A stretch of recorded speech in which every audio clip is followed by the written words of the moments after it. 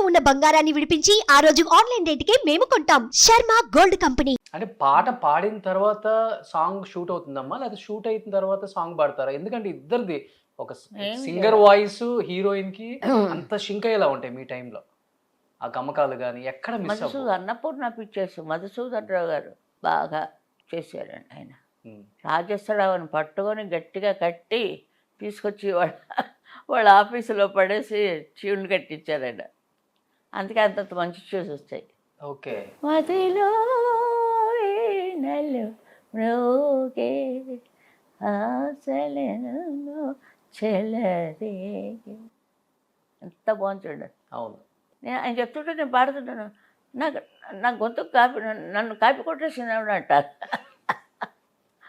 రాజేశ్వరరావు గారు బాబోయ్. హ్మ్. అదే బృందావనం అది మరి ఆయనే కదా చేశారు. అవును. నేను రాజా గారు పాడాను. హ్మ్. అందరితో పాడానండి. ఎక్కువ కాంబినేషన్స్ సూపర్ డూపర్ హిట్ అంటే మీతో ఎవరికి మేల్ వాయిస్ ఎక్కువ? ఘంటసాల మాస్టరా? ఎస్‌పి బాలసుబ్రహ్మణ్యం గారా? మాధవపెద్ది గారు ఉన్నారు కదా. ఆయనతోనే. హ్మ్. మాధవపెద్ది గారు, పిఠాపురం నాగేశ్వరరావు గారు. ఒక చోట అయితే ఎవరు అక్కలు అన్నీ నేనే పాడేసేదాన్ని. అంచేది అన్నీ వరుసగా వచ్చేసాయి. ఇదివరకు స్వర్ణలత అని ఒక ఆవిడ ఉండేది. అవును. పోయారు పాపం ఆవిడ. హ్మ్. ఆవిడ ఎక్కువ ఆయనతో పాడుతుండేది. పిఠాపురం నాగేశ్వర. యమునారాణి గారు ఆవిడ చాలా పాత సింగర్ ఆవిడ. నేను వచ్చేటప్పటికే ఉన్నారు ఆవిడ. లీల గారు, జిక్కి గారు, జమునారాణి గారు, ఏపీ కోమళ, ఇంకా ఉన్నారు. బట్ ఆన్ స్క్రీన్ మాకు బాగా తెలుసు హీరోయిన్‌లో గ్లిజరిన్ పెట్టుకోవాలి. బాల సరస్వతి గారు ఆ! వాళ్ళ పాటలు పాడుకునేదాన్ని. పాడవే ఒక్కసారి మోమెత్తి చూడ, అలా ఆ పాటలన్నీ ఆవిడ పాటలు పాడుతుండేదాన్ని. ఇప్పుడు మర్చిపోయాను, నాకు వయసు వచ్చింది. హ్మ్. నాకు వయసు రావడం నుంచి అవన్నీ మర్చిపోయాను. నేను వయసులో ఉన్నప్పుడు అవన్నీ పాడుతుండేదాన్ని.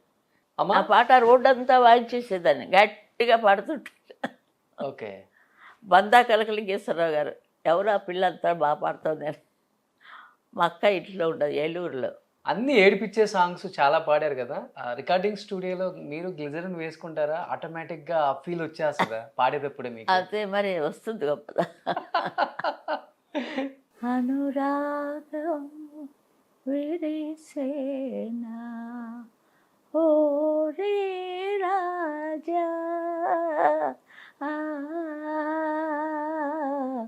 అనుతాపము తీరేనా.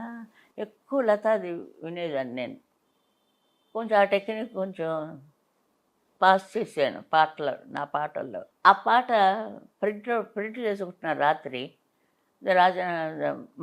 రెడ్డి గారు, చక్రపాణి గారు వాళ్ళు అట్లా వాకింగ్ వచ్చారట.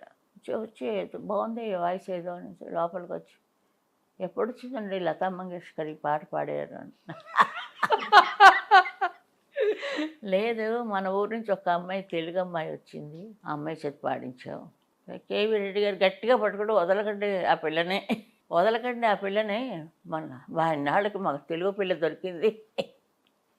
ఆయన ధోరణిలో ఆయన అందరూ ఒక్కొక్క రాయి వేశారు నేను రావటానికి. చూడండి మరి, ఓకే. ఒక్కొక్కళ్ళు అలా మెట్టు కట్టారు. రెడ్ కార్పెట్ అది ఏసేసారు. అంచేత నాకు ఇంత పేరు. అప్పుడు వెంటనే వాళ్ళు విజయ ప్రొడక్షన్స్లో ఇచ్చారు 350 ఒక సాంగ్‌కి. ఒక సాంగ్. నెల్లాళ్ళు రిహార్సల్, కోరస్, ఫస్ట్ కోరస్ అందులో. ఓకే.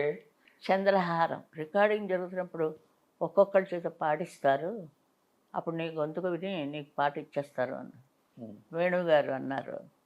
సరే అని వెళ్ళి పాడాను. నా పక్క కూడా చూడలేదు ఎవరు. లీలాలు కోమల లీడింగ్. ఓకే. ఓకే.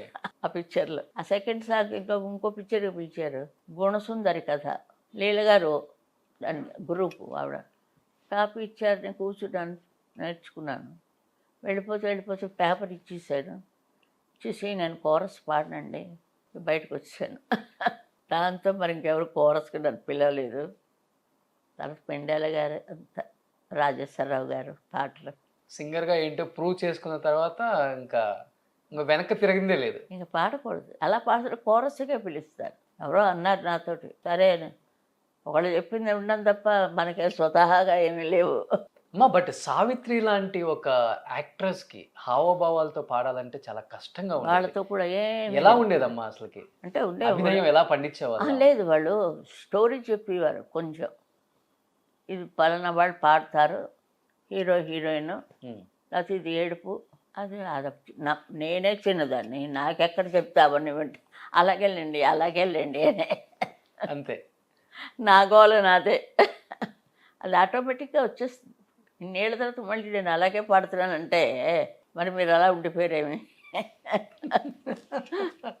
ఎలా ఉండేది సావిత్రి? చెప్తున్నా, అంతలా ఊరిపోయేది మ్యూజిక్. వాళ్ళు ఎక్కువ అలా పాడుతూనే ఉండేవారు మనకు వచ్చేదాకా. నిజంగా వాళ్ళు దేవుళ్ళు. మ్యూజిక్ డైరెక్టర్స్, ఎన్ని రకాల మ్యూజిక్ డైరెక్టర్స్ దగ్గర పాడాను చూడండి. అది ఇంకా ఎవరు తీయలేదు, చాలామంది దగ్గర పాడాను.